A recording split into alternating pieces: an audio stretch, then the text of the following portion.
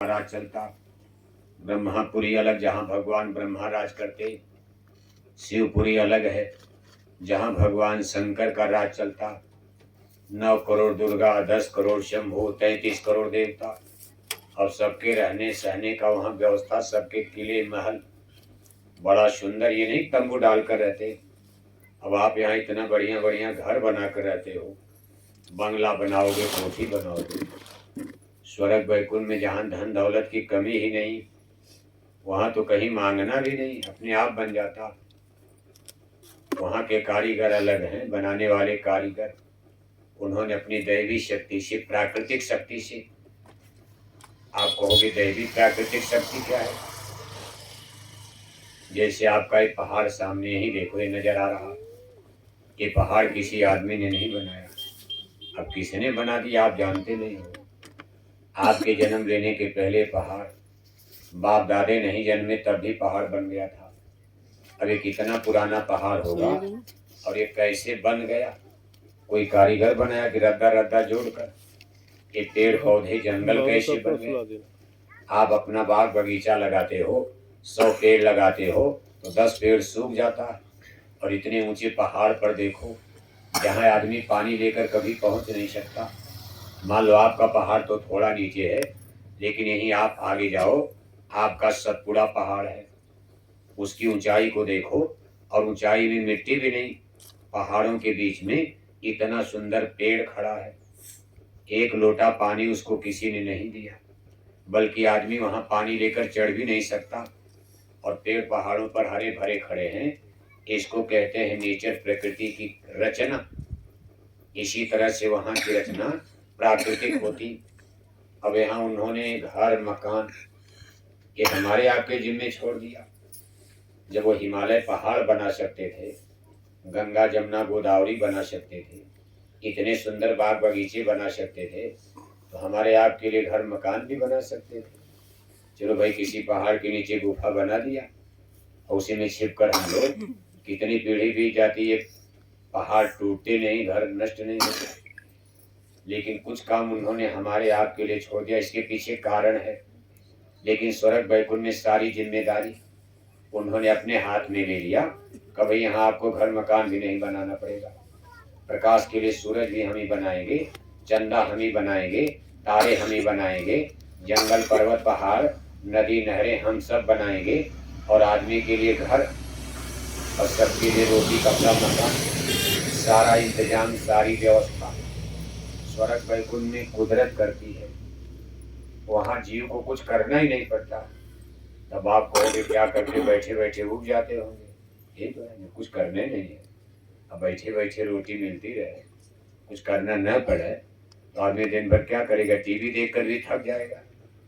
इसलिए यहाँ की सृष्टि वहाँ की सृष्टि में बहुत डिफर होता, बहुत डिफरेंस है। लेकिन वहाँ भी करना क्या पड़ता?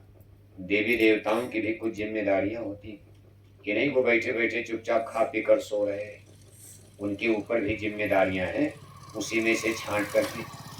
जैसे आप जल देवता की बात करते हो, जल देवता माने कोई पानी नहीं।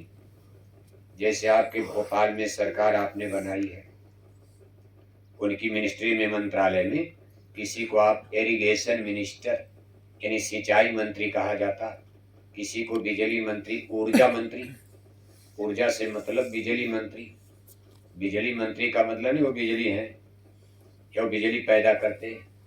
इन्हें उनकी जिम्मेदारी है भाई पूरे मध्य प्रदेश में जगह जगह बिजली का आप कारखाना बनाओ और गांव गांव घर घर तक बिजली पहुंचाओ। जनता को बिजली की परेशानी न हो, क्योंकि बिजली के द्वारा जनता के घर में तमाम काम होता। बिजली आएगी बल्ब जलेगा, बिजली आएगी आपके घर में पंपिंग सेट चलेगा, बिजली आएगी आटा चक्की चलेगी, बिजली आएगी आपका कूलर फ्रिज एसी मशीन, यानी कितने काम। इसलिए उनको बिजली मंत्री यानी वो विभाग उनको दिया गया। इसी तरह से जल देवता माने कोई पानी नहीं, यानी उस देवता की शरीर पानी में नहीं बसती, यानी वह एक देवता है, वो भी शरीर है। उनको जिम्मेदारी दी गई है। आप मृत्यु लोक में देखिए, कहाँ पानी बरसाना है, कहाँ सूखा डालना है, कहीं समुंदर की लहर ऊंची न उठ जाए, नहीं तो समुद्र के किनारे बंबई ऐसा शहर डूब जाएगा, आप इसको कंट्रोल किए रहिएगा। कहीं गंगा गोदावरी में इतनी ज़्यादा बाढ़ न आ जाए कि तमाम घर मकान लोगों के डूब जाएं। ये सब सिस्टम, यानी पानी को जो कंट्रोल करते हैं उनको कहते हैं जल देवता। इसीलिए इस देवता की भी हम आप पूजा करने लगे। वैसे ये देवता मुक्ति नहीं दे सकते, लेकिन चूंकि हमको आपको पानी देते हैं, और हमारी जिंदगी के लिए पानी कितना जरूरी है, हवा कितनी जरूरी, इसी तरह पवन देवता। अब आपका नाक मुंह बंद कर दिया जाए, 5 मिनट आपको ऑक्सीजन O2 हवा, ये प्राण अपान वायु आपके लेंस में हार्ट में यानी ये प्रभावित न करे, तो 5 मिनट के बाद नाक मुंह बंद है तो छठे मिनट कोई जिंदा बचेगा। यानी हमारी लाइफ के लिए, हमारी जिंदगी के लिए सबसे महत्वपूर्ण चीज क्या है? हवा। 5 मिनट के बाद कोई जिंदा नहीं रहेगा। अभी आपने कोरोना में देखा कि ऑक्सीजन की कमी हो गई। जब कोरोना बीमारी जिसको लगी तो देखो गले में श्वास नली, ये लेंस को जैसे पत्थर जमता, बर्फ। कोरोना वायरस क्या करते थे, जिसके अंदर ये जाते थे तो लेंस में जैसे पानी बर्फ बन करके जमने लगता था। लेंस में पानी, यानी ये बिल्कुल लेंस ही पत्थर बन जाता था, जैसे बर्फ। अभी पानी है, बर्फ बन गया। जब ये लेंस पत्थर की तरह जम जाता था, आदमी को सांस लेने में दिक्कत होने लगती थी, उसकी श्वास नली पर जोर पड़ता था। तब डॉक्टर लोग इनको पकड़कर ऑक्सीजन, यानी नाक के द्वारा नली से इनको ऑक्सीजन दी जाती थी। हो सकता 2-4 दिन में और हार्ट काम करने लगे, जिंदा बच जाएगा। कोई कोई जिंदा बच गए, कोई कोई मर भी गए। अब सबको ऑक्सीजन, इतने मरीज हो गए कि सरकार के पास ऑक्सीजन सिलेंडर की कमी हो गई। अब कितने लोग तो इसीलिए मर गए, वहाँ ऑक्सीजन का सिलेंडर नहीं मिला। अब समझो आप, हवा, लोग करोड़ों रुपया देने को तैयार थे, धनी मानी आदमी। इंदौर भोपाल के अस्पताल में जिनका बैंकों में करोड़ों रुपया, वो कहते रहे भाई हमको कोई एक ऑक्सीजन का सिलेंडर दे दो, मेरी बीवी की जिंदगी बच जाएगी। लेकिन सिलेंडर मिला ही नहीं, और वो 2-4 घंटे का ही काम था, ये नहीं कि 1 हफ्ता समय था। बस 2-4 घंटे के अंदर अगर सिलेंडर ऑक्सीजन का मिल गया तब तो मरीज बचेगा, वरना 2-3 घंटे में मारा जाएगा। शाम को बीमार हुआ, रात भर सिलेंडर खोजा गया, सुबह होते ही बीवी मर गई, करोड़ों रुपया बैंक में जमा रह गया। लोगों ने सारे पैसे निकालकर हाड़ कर सड़क पर फेंक दिया। कहीं कहीं लोगों ने इस पैसे को आग में जला दिया। कहा ऐसा पैसा किस काम का, ये करोड़ों करोड़ों रुपया, मेरा नौजवान बच्चा मर गया, मेरी बीवी मर गई, ये पैसा एक सिलेंडर नहीं दिला पाया। कहने का मतलब आदमी की जिंदगी के लिए ऑक्सीजन कितनी महत्वपूर्ण है। और ये ऑक्सीजन वायुमंडल में कुदरत की तरफ से बनी हुई है, जिसको आप O2 कहते हो, ऑक्सीजन कहते हो, हवा कहते हो। अब इस हवा को जो देवता कंट्रोल करते, कई हवाएं, कुछ खतरनाक भी हवाएं हैं। अगर ये खतरनाक हवाएं वायुमंडल में ज्यादा हो जाएं, जिनको CO2 कार्बन डाइऑक्साइड कहते हैं, तो हमारा आपका दम घुटने लगेगा, सांस फूलने लगेगी और तमाम लोग मरने लगेंगे। अब जो देवता को ये जिम्मेदारी दी गई है उसको हम आप पवन देवता, हवा देवता। इसी तरह से अग्नि देवता। अब अग्नि देवता हमारे कितने काम के हैं। आदि न जले तो भोजन मिलना कर, कच्चा चावल तो खाओगे नहीं आप।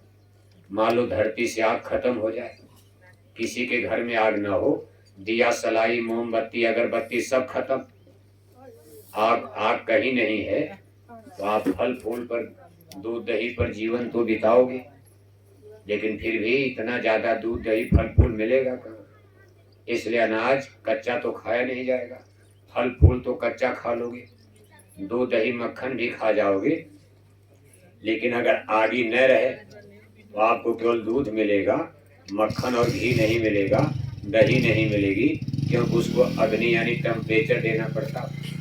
इस तरह ये अग्नि देवता को जो अग्नि को कंट्रोल करते हैं, भाई कहीं आग न लगने पाए, कहाँ आग लगनी है कहाँ ही, इसको कहते हैं अग्नि देवता।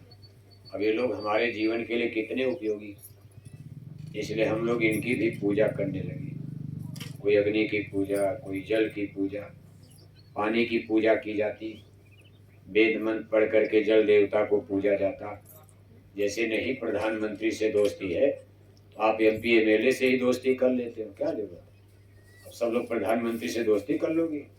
प्रधानमंत्री, मुख्यमंत्री, मुख्यमंत्री तो भोपाल में बैठे हैं, अब कहो सिवनी के सब लोगों की दोस्ती मुख्यमंत्री से या दिल्ली में प्रधानमंत्री से हो जाए तो थोड़ा कठिन काम है। वैसे जाओगे तो मना नहीं करेंगे, राजा तो बराबर सबके लिए है, लेकिन यह है कि होता नहीं है व्यवहारिक जीवन में। सब लोग एक तरफ से सिवनी से भागकर सीधे मुख्यमंत्री के पास जाओ तो भोपाल में हलचल मच जाएगी। इतने लोगों को भोजन कहाँ मिलेगा, इतने लोग टट्टी कहाँ